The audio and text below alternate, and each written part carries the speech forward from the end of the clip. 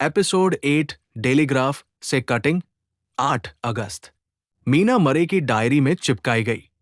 एक संवाददाता से वेडबी, यहां हाल ही में दर्ज किए गए सबसे महान और अचानक आने वाले तूफानों में से एक का अनुभव किया गया, जिसके परिणाम अत्यंत विचित्र और अद्वितीय रहे। मौसम कुछ हद तक उमस भरा था, पर अगस्त के महीने के लिए असामान्य नहीं। शनिवार की शाम अत्यंत सुहावनी थी, जैसी बहुत कम देखने को मिलती है, और बड़ी संख्या में छुट्टियां मनाने आए लोग मुलग्रेव वुड्स, रॉबिन हुड्स बे, रिग मिल, रन्सविक, स्टेट्स तथा विडबी के आसपास के विभिन्न स्थलों की सैर के लिए निकल पड़े। स्टीमर एम्मा और स्कारबरो ने तट के साथ ऊपर नीचे यात्राएं की, और विडबी से आने जाने वालों की संख्या असामान्य रूप से अधिक रही। दिन दोपहर तक असाधारण रूप से सुहावना रहा। तभी ईस्ट क्लिफ के चर्चयार्ड में आने जाने वाले कुछ गपशप्रिय लोगों ने, जो उस ऊंचाई से उत्तर और पूर्व की ओर फैले समुद्र के विशाल विस्तार को देखते रहते हैं, उत्तर पश्चिम दिशा में आकाश में अचानक दिखाई देने वाली घोड़े की पूंछ जैसी बादलों की आकृतियों की ओर ध्यान दिलाया। उस समय हवा दक्षिण पश्चिम से चल रही थी, और उसकी तीव्रता इतनी हल्की थी कि बैरोमीटर की भाषा में उसे नंबर 2 हल्की समीर कहा जाता है। ड्यूटी पर तैनात कोस्टगार्ड ने तुरंत रिपोर्ट दी, और एक वृद्ध मछुआरे ने, जो आधी सदी से भी अधिक समय से ईस्ट क्लिफ से मौसम के संकेतों पर नजर रखता आया था, अत्यंत दृढ़ता से अचानक आने वाले तूफान की भविष्यवाणी की। सूर्यास्त का दृश्य इतना सुंदर और रंगीन बादलों के विशाल समूह से इतना भव्य था कि पुराने चर्चयार्ड की चट्टान के किनारे बने मार्ग पर उसकी शोभा देखने के लिए बड़ी भीड़ इकट्ठा हो गई। सूर्य के कैटलनेस के काले पिंड के पीछे पश्चिमी आकाश में डूबने से पहले उसका अवरोही मार्ग असंख्य बादलों से चिह्नित था, जिनमें ज्वाला, बैंगनी, गुलाबी, हरा, जामुनी और सोने के सभी रंग झिलमिला रहे थे, और यहां वहां छोटे छोटे पर पूर्णतः काले दिखाई देने वाले बादलों के समूह थे, जो विभिन्न आकृतियों में विशाल परछाइयों की तरह उभरे हुए थे। ये दृश्य चित्रकारों के लिए व्यर्थ नहीं गया, और निस्संदेह महान तूफान की भूमिका शीर्षक वाले कुछ रेखाचित्र अगले मई में ARI की दीवारों की शोभा बढ़ाएंगे। एक से अधिक कप्तानों ने उसी समय निश्चय कर लिया कि उनकी कॉबल या म्यूल, जैसा कि वे अपनी विभिन्न प्रकार की नावों को कहते हैं, तूफान के गुजर जाने तक बंदरगाह में ही रहेंगी। शाम के दौरान हवा पूरी तरह थम गई, और आधी रात को पूर्ण शांति, भारी उमस और वह दमनकारी तीव्रता छा गई, जो गरज चमक के निकट आने पर संवेदनशील प्रकृति के लोगों को विशेष रूप से प्रभावित करती है। समुद्र में बहुत कम रोशनियां दिखाई दे रही थी, क्योंकि यहां तक कि वे तटीय स्टीमर भी, जो सामान्यतः किनारे के बहुत पास पास चलते हैं, इस बार समुद्र की ओर काफी दूर बने रहे, और बहुत कम मछली पकड़ने वाली नावें नजर आ रही थी। एकमात्र पाल जो विशेष रूप से दिखाई दे रहा था, वो एक विदेशी स्कूनर था, जिसके सभी पाल खुले हुए थे और जो प्रतीत होता था कि पश्चिम की ओर जा रहा है। उसके अधिकारियों की मूर्खता या अज्ञानता तब तक चर्चा का विषय बनी रही, जब तक वो दिखाई देता रहा, और उसकी आने वाली विपत्ति के सामने उससे पाल कम करने का संकेत देने के प्रयास भी किए गए। रात के पूरी तरह छा जाने से पहले उसे ऐसे देखा गया कि उसके पाल निष्क्रिय रूप से फड़फड़ा रहे थे, और वो समुद्र की उठती गिरती लहरों पर धीरे धीरे डोल रही थी, चित्रित महासागर पर चित्रित जहाज की तरह निष्क्रिय। 10 बजे से कुछ पहले हवा की निस्तब्धता अत्यंत दमनकारी हो गई, और सन्नाटा इतना गहरा था कि भीतर की ओर किसी भेड़ की मिमियाहट या शहर में किसी कुत्ते के भौंकने की आवाज साफ सुनाई दे रही थी, और घाट पर बज रहा बैंड अपनी चंचल फ्रांसीसी धुन के साथ प्रकृति की इस महान मौनस्मरता में एक बेसुरा स्वर जैसा प्रतीत हो रहा था। आधी रात के कुछ बाद समुद्र की ओर से एक अजीब सी ध्वनि सुनाई दी, और ऊपर ऊंचाई में हवा एक विचित्र, क्षीण और खोखली गूंज को ढोने लगी। तभी बिना किसी चेतावनी के तूफान टूट पड़ा। इतनी तीव्र गति से जो उस समय अविश्वसनीय लगी और बाद में भी जिसकी कल्पना करना कठिन है।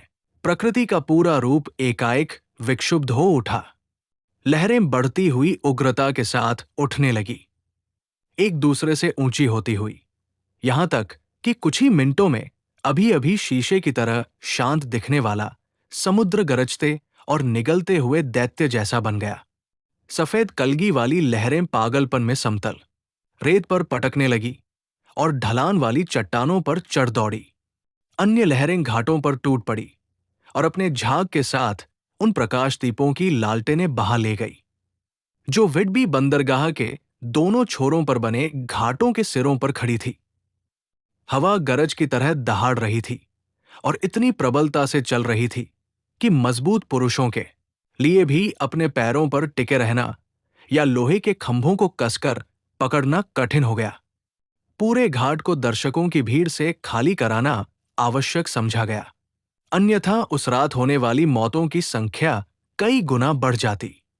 समय की कठिनाइयों और खतरों में वृद्धि करते हुए समुद्र कोहरा बड़े बड़े गुच्छों में भीतर की ओर बहने लगा। सफेद गीले बादल जो भूतिया ढंग से गुजर रहे थे, इतने ठंडे, नम और सिहरन पैदा करने वाले कि कल्पना की बस थोड़ी सी शक्ति से ऐसा लगने लगा मानो समुद्र में मरे हुए लोगों की आत्माएं अपने जीवित भाइयों को मृत्यु के चिपचिपे हाथों से छू रही हों। और बहुतों की देह सिहर उठी जब समुद्री धुंध की लटें पास से गुजरी। कभी कभी कोहरा छंट जाता और बिजली की चमक में कुछ दूरी तक समुद्र दिखाई दे जाता जो घनी और तीव्रता से गिर रही थी, और उसके पीछे ऐसी गरज आती कि ऊपर का पूरा आकाश मानो तूफान के कदमों के आघात से कांप रहा हो। इस प्रकार प्रकट होने वाले कुछ दृश्य अपार भव्यता और गहरे आकर्षण से भरे थे। समुद्र पहाड़ों जितनी ऊंची लहरों के साथ दौड़ता हुआ, प्रत्येक लहर के साथ आकाश की ओर सफेद झाग के विशाल ढेर उछालता था जिन्हें तूफान मानो झपटकर अंतरिक्ष में घुमा देता हो। कहीं कहीं कोई मछली पकड़ने वाली नाव पाल के फटे से टुकड़े के साथ आंधी से पहले आश्रय की ओर पागलों की तरह भागती हुई, और कभी कभी तूफान में उछलते समुद्री पक्षी के सफेद पंख दिखाई दे जाते। ईस्ट क्लिफ की चोटी पर नया सर्चलाइट प्रयोग के लिए तैयार था, पर अभी तक आजमाया नहीं गया था। उसके प्रभारी अधिकारियों ने उसे चालू स्थिति में कर लिया और कोहरे के थोड़े से विरामों में उससे समुद्र की सतह पर रोशनी घुमाई। एक दो बार उसकी सेवा अत्यंत प्रभावी सिद्ध हुई, जैसे जब एक मछली पकड़ने वाली नाव जिसकी गनवेल पानी के नीचे थी बंदरगाह में घुसी और आश्रय देने वाली रोशनी के मार्गदर्शन से घाटों से टकराने के खतरे से बच गई। प्रत्येक नाव के सुरक्षित रूप से बंदरगाह पहुंचने पर किनारे खड़ी भीड़ से आनंद का जयघोष उठा जो क्षण भर के लिए आंधी को चीरता हुआ प्रतीत हुआ और फिर उसकी गर्जना में खो गया। कुछ ही देर में सर्चलाइट ने कुछ दूरी पर एक स्कूनर को खोज निकाला जिसके सभी पाल खुले हुए थे, स्पष्टतः वही जहाज जिसे शाम को पहले देखा गया था। इस समय तक हवा पूर्व की ओर घूम चुकी थी और चट्टान पर खड़े दर्शकों में सिहरन दौड़ गई जब उन्होंने उसके सामने खड़े भयानक खतरे को समझा। उसके और बंदरगाह के बीच वो विशाल समतल रीफ था जिस पर समय समय पर कितने ही अच्छे जहाज नष्ट हुए थे, और वर्तमान दिशा से बहती हवा के साथ उसके लिए बंदरगाह का प्रवेश द्वार पाना बिल्कुल असंभव था। अब लगभग ज्वार का समय था, पर लहरें इतनी ऊंची थी कि उनके गर्त में तट की उथलियां लगभग दिखाई दे रही थी, और स्कूनर सभी पाल खोले हुए इतनी गति से दौड़ रही थी कि एक बूढ़े नाविक के शब्दों में उसे कहीं न कहीं तो रुकना ही होगा, चाहे वो नरक ही क्यों न हो। तभी समुद्र कोहरे की एक और लहर आई, पहले से भी अधिक घनी, नमी से भरी धुंध का एक विशाल पुंज जो मानो सब कुछ धूसर कफन की तरह ढक गया, और मनुष्यों के लिए केवल सुनने की शक्ति ही शेष रह गई, क्योंकि तूफान की गर्जना, गरज का प्रहार और विशाल लहरों की गूंज उस नम विस्मृति में से और भी ऊंची होकर आ रही थी। सर्चलाइट की किरणें ईस्ट पियर के पार बंदरगाह के मुख पर स्थिर रखी गई, जहां टक्कर की आशंका थी, और लोग सांस रोके प्रतीक्षा करने लगे। अचानक हवा उत्तर पूर्व की ओर मुड़ गई और समुद्री कोहरे का अवशेष झोंके में घुल गया। और तब आश्चर्यजनक रूप से घाटों के बीच लहर से लहर पर कूदती हुई, पूरी गति से दौड़ती वह विचित्र स्कूनर, सभी पाल खुले हुए, आंधी के साथ बहती हुई, बंदरगाह की सुरक्षा में आ पहुंची। सर्चलाइट उसका पीछा करता रहा और उसे देखने वालों के भीतर सिहरन दौड़ गई, क्योंकि पतवार से बंधा हुआ एक शव दिखाई दिया, जिसका झुका हुआ सिर जहाज की प्रत्येक गति के साथ भयानक ढंग से इधर उधर झूल रहा था। डेक पर कोई अन्य आकृति बिल्कुल दिखाई नहीं दे रही थी। सब पर एक गहरा भय छा गया जब उन्होंने समझा कि जहाज मानो किसी चमत्कार से बंदरगाह तक पहुंच गया था, बिना किसी मार्गदर्शन के, सिवाय एक मृत व्यक्ति के हाथ के। किंतु ये सब कुछ उतनी ही तेजी से घटित हुआ जितनी तेजी से इन शब्दों को लिखा जा सकता है। स्कूनर रुकी नहीं, बल्कि बंदरगाह को पार करती हुई उस रेत और बजरी के ढेर पर जा टकराई, जो अनेक ज्वारों और अनेक तूफानों से बहकर ईस्ट क्लिफ के नीचे निकले घाट के दक्षिण पूर्वी कोने में जमा हो गया था, जिसे स्थानीय रूप से टेट हिल पियर कहा जाता है।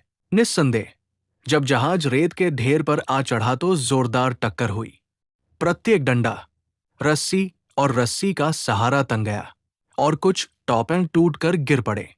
परंतु सबसे विचित्र बात यह थी कि जैसे ही जहाज ने किनारे को छुआ, उसी क्षण नीचे से एक विशाल कुत्ता डेक पर उछल पड़ा, मानो टक्कर से उछलकर ऊपर आ गया हो, और आगे की ओर दौड़ते हुए धनुष से कूदकर रेत पर जा उतरा।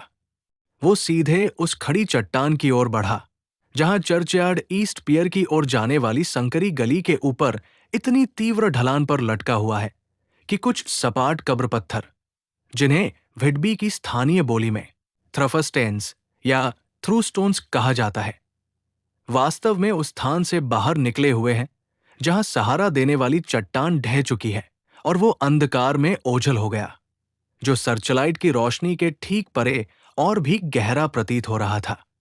संयोगवश उस समय टेट हिल पियर पर कोई भी मौजूद नहीं था, क्योंकि आसपास रहने वाले सभी लोग या तो अपने बिस्तरों में थे या ऊपर की ऊंचाइयों पर जा चुके थे। आत बंदरगाह के पूर्वी भाग में ड्यूटी पर तैनात कोस्टगार्ड, जो तुरंत छोटे घाट की ओर दौड़ा, वही सबसे पहले जहाज पर चढ़ा। सर्चलाइट चलाने वाले लोग बंदरगाह के प्रवेश द्वार को खंगालने के बाद जब उन्हें कुछ दिखाई नहीं दिया, तो उन्होंने रोशनी उस परित्यक्त जहाज पर केंद्रित कर दी और वहीं स्थिर रखी। कोस्टगार्ड पिछली ओर दौड़ा और जब वो पतवार के पास पहुंचा तो उसे देखने के लिए झुका और तुरंत ही किसी तीव्र भावावेग के कारण पीछे हट गया। इससे लोगों की जिज्ञासा और भी बढ़ गई और कई लोग दौड़ने लगे। वेस्ट क्लिफ से ड्रॉब्रिज होते हुए टेट हिल पियर तक का रास्ता काफी घुमावदार है, पर आपका संवाददाता अच्छा धावक है और भीड़ से काफी आगे पहुंच गया। जब मैं पहुंचा तो मैंने देखा कि पहले से ही घाट पर एक भीड़ इकट्ठी थी, जिसे कोस्ट गार्ड और पुलिस जहाज पर चढ़ने नहीं दे रहे थे। मुख्य नाविक की कृपा से मुझे संवाददाता होने के नाते डेक पर चढ़ने की अनुमति मिली और मैं उन कुछ लोगों में शामिल था जिन्होंने मृत नाविक को वास्तव में पतवार से बंधा हुआ देखा। इसमें कोई आश्चर्य नहीं था कि कोस्टगार्ड चकित या भयभीत हुआ, क्योंकि ऐसा दृश्य शायद ही कभी देखा गया हो। उस व्यक्ति के हाथ केवल पतवार की एक तील से बंधे हुए थे, एक हाथ दूसरे के ऊपर रखा हुआ। अंदर वाले हाथ और लकड़ी के बीच एक क्रूसिफिक्स रखा था, जिसकी माला दोनों कलाइयों और पतवार के चारों ओर लिपटी हुई थी और सब कुछ बांधने वाली रस्सियों से कसकर जकड़ा हुआ था। वो बेचारा कभी बैठा हुआ रहा होगा, पर पालों की फड़फड़ाहट और झटकों ने उसे पतवार के चारों ओर इधर-उधर घसीट दिया, जिससे जिन रस्सियों से वो बंधा था उन्होंने मांस को हड्डी तक काट दिया था।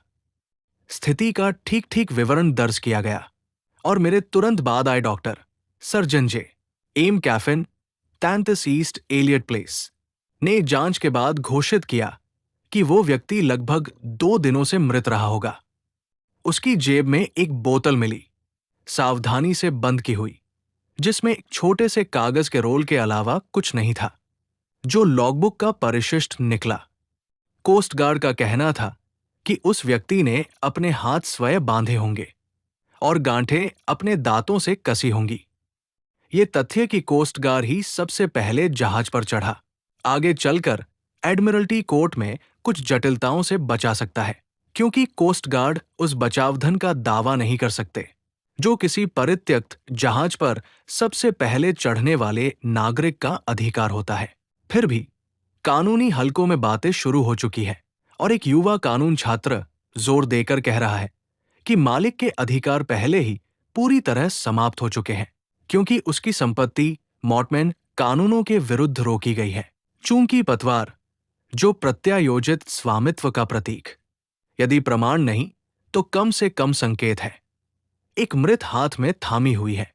कहने की आवश्यकता नहीं कि मृत स्टीयरमैन को श्रद्धापूर्वक उस स्थान से हटा दिया गया है जहां उसने मृत्यु तक अपना सम्मानपूर्ण पहरा दिया, युवा कासाबियांका जैसी ही महान दृढ़ता के साथ, और उसे शवगृह में रख दिया गया है जहां वह जांच, इनक्वेस्ट की प्रतीक्षा करेगा। अचानक आया तूफान अब लगभग गुजर चुका है और उसकी उग्रता कम होती जा रही है। भीड़ धीरे धीरे छंट रही है और यॉर्कशायर वोल्ट्स के ऊपर आकाश लालिमा लेने लगा है। तूफान के दौरान जिस परित्यक्त जहाज ने इतने चमत्कारिक ढंग से बंदरगाह में प्रवेश किया, उसके बारे में आगे के विवरण मैं आपके अगले अंक के लिए समय पर भेजूंगा। व्हिटबी, 9 अगस्त, बीती रात तूफान में परित्यक्त जहाज के अजीब आगमन का जो परिणाम सामने आया है, वो स्वयं उस घटना से भी अधिक चौंकाने वाला है। पता चला है कि वो स्कूनर वारना से आया एक रूसी जहाज है जिसका नाम डेमेटर है। वो लगभग पूरी तरह चांदी रंग की रेत के बैलास्ट से भरा हुआ है और उसके पास केवल थोड़ी सी ढुलाई का सामान है, कुछ बड़े लकड़ी के बक्से जो मिट्टी से भरे हुए हैं। ये माल व्हिटबी के एक solicitor Shri SF Wellington 7 the crescent के नाम भेजा गया था, जो आज सुबह जहाज पर गए और औपचारिक रूप से अपने नाम आए माल का कब्जा लिया। रूसी कौंसुल ने भी चार्टर पार्टी की ओर से कार्य करते हुए जहाज का औपचारिक कब्जा लिया और सभी बंदरगाह शुल्क आदि अदा किए। आज यहां हर जगह केवल इसी अजीब संयोग की चर्चा है। बोर्ड ऑफ ट्रेड के अधिकारी इस बात को लेकर अत्यंत कठोर रहे हैं कि वर्तमान नियमों के अनुसार हर प्रकार का पालन सुनिश्चित किया जाए। चूंकि ये मामला 9 दिनों की सनसनी बनने वाला है, इसलिए वे स्पष्ट रूप से चाहते हैं कि किसी अन्य शिकायत का कोई कारण न रह जाए। उस कुत्ते को लेकर भी काफी रुचि दिखाई दी है जो जहाज के टकराने के समय उतर आया था, और व्हिटबी में काफी प्रभावशाली पीसीए के कई सदस्य उस जानवर से मित्रता करने का प्रयास कर चुके हैं, परंतु आम निराशा के बीच वो कहीं नहीं मिला। प्रतीत होता है कि वो नगर से पूरी तरह गायब हो गया है।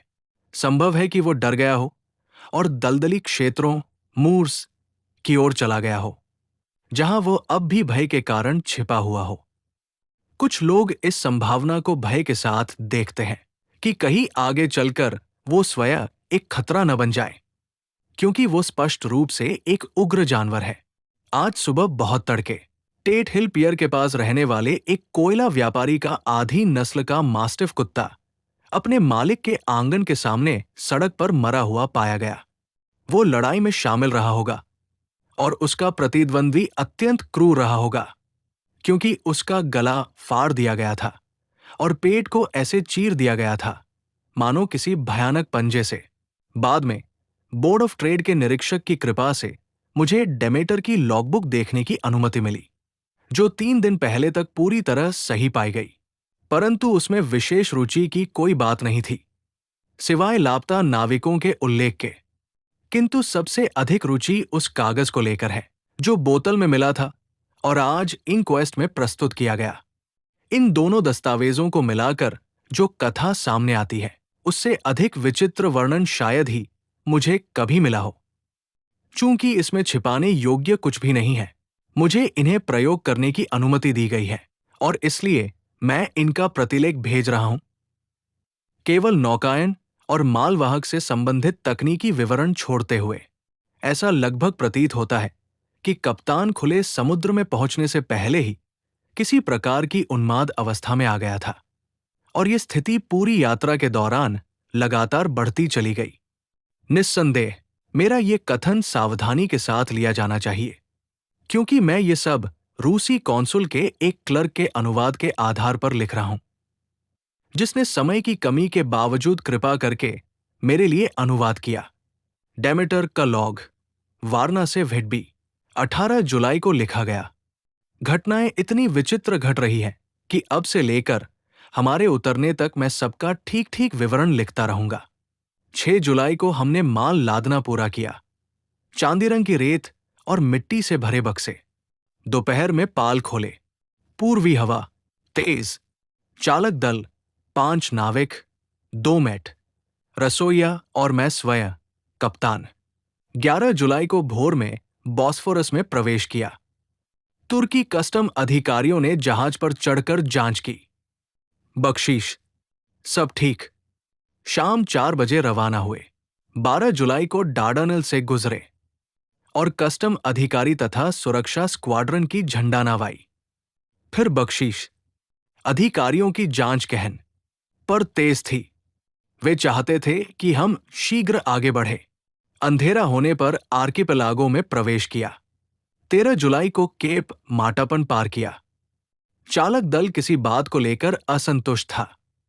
वे डरे हुए लग रहे थे, पर खुलकर कुछ नहीं बोले।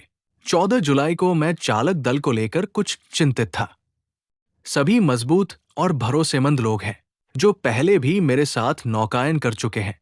मेट समझ नहीं पाया कि क्या गड़बड़ है। वे बस इतना कहते हैं कि जहाज पर कुछ है और अपने ऊपर क्रूज का चिन्ह बनाते हैं।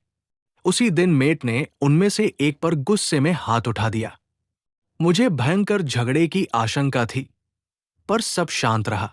16 जुलाई को मेट ने सुबह सूचना दी कि चालक दल का एक सदस्य, पेट्रोव्स्की, गायब है। कोई हिसाब नहीं मिला। उसने पिछली रात लारबोर्ड वॉच 8 घंटियां ली थी और अमरामोव ने उसे बदला था, पर वो अपनी खाट पर नहीं गया। लोग पहले से भी अधिक उदास है। सभी कहते हैं कि उन्हें ऐसी ही किसी बात की आशंका थी, पर इससे अधिक कुछ नहीं बताते सिवाय इसके कि जहाज पर कुछ है। मेट उनसे बहुत अधीर हो रहा है। मुझे आगे किसी संकट का डर है। 17 जुलाई, कल, चालक दल का एक व्यक्ति, ओल्गारिन, मेरे केबिन में आया और भयभीत स्वर में बोला कि उसे लगता है कि जहाज पर कोई अजनबी आदमी है। उसने कहा कि अपनी पहरेदारी के समय, जब बारिश का तूफान था, वो डेक हाउस के पीछे शरण लिए हुए था। तभी उसने एक लंबे, दुबले आदमी को देखा, जो चालक दल में से किसी जैसा नहीं था। सीढ़ी से ऊपर आया, आगे की ओर डेक पर गया और गायब हो गया। उसने सावधानी से पीछा किया, पर जब धनुष तक पहुंचा तो वहां कोई नहीं था और सभी हैच बंद थे। वो अंधविश्वासी भय से घिर गया है और मुझे डर है कि ये घबराहट फैल सकती है। इसे शांत करने के लिए मैं आज पूरे जहाज की आगे से पीछे तक सावधानी से तलाशी कराऊंगा। दिन के बाद में मैंने पूरे चालक दल को इकट्ठा किया और उनसे कहा कि चूंकि वे समझते हैं कि जहाज पर कोई है, इसलिए हम आगे से पीछे तक खोज करेंगे। प्रथम मेट क्रोधित हुआ, बोला कि ये मूर्खता है और ऐसे विचारों के आगे झुकना लोगों का मनोबल तोड़ेगा। उसने कहा कि वो हैंडस्पाइक से उन्हें काबू में रख सकता है। मैंने उसे पतवार संभालने दी और बाकी लोग लालटेन लेकर साथ साथ चलते हुए पूरी तरह खोज में लग गए। हमने कोई कोना नहीं छोड़ा। चूंकि केवल बड़े लकड़ी के बक्से थे, इसलिए कोई ऐसी जगह नहीं थी जहां कोई आदमी छिप सके। खोज समाप्त होने पर लोग बहुत राहत महसूस करने लगे और प्रसन्नता से काम पर लौट गए। प्रथम मेट भौहें ताने रहा, पर कुछ बोला नहीं। 22 जुलाई, पिछले 3 दिनों से मौसम बहुत खराब है और सभी लोग पालों के काम में व्यस्त हैं। डरने का समय ही नहीं मिला। लगता है लोगों ने अपना भय भूल ही गया है। मेट फिर से प्रसन्न दिखाई देता है और सब आपस में अच्छे संबंधों में है। खराब मौसम में काम करने के लिए लोगों की प्रशंसा की। जिब्राल्टर पार किया और जलद मरुमध्य से बाहर निकले। सब कुशल। 24 जुलाई। ऐसा प्रतीत होता है कि इस जहाज पर कोई अभिशाप है। पहले ही एक आदमी कम है और हम बिस्के की खाड़ी में प्रवेश कर रहे हैं, जहां आगे भयानक मौसम है। और फिर भी पिछली रात एक और आदमी खो गया, गायब हो गया। पहले की तरह वो अपनी पहरेदारी समाप्त करके आया और फिर कभी दिखाई नहीं दिया। लोग भय से आतंकित हैं। उन्होंने एक संयुक्त प्रार्थना पत्र भेजा है कि दोहरी पहरेदारी रखी जाए, क्योंकि वे अकेले रहने से डरते हैं। मेट क्रोधित है। मुझे डर है कि कोई न कोई परेशानी होगी, क्योंकि या तो मेट या लोग किसी प्रकार की हिंसा करेंगे। ये थी आज की कहानी। आगे की कहानी देखने के लिए जुड़े रहिए फ्यूचरलेंस के साथ।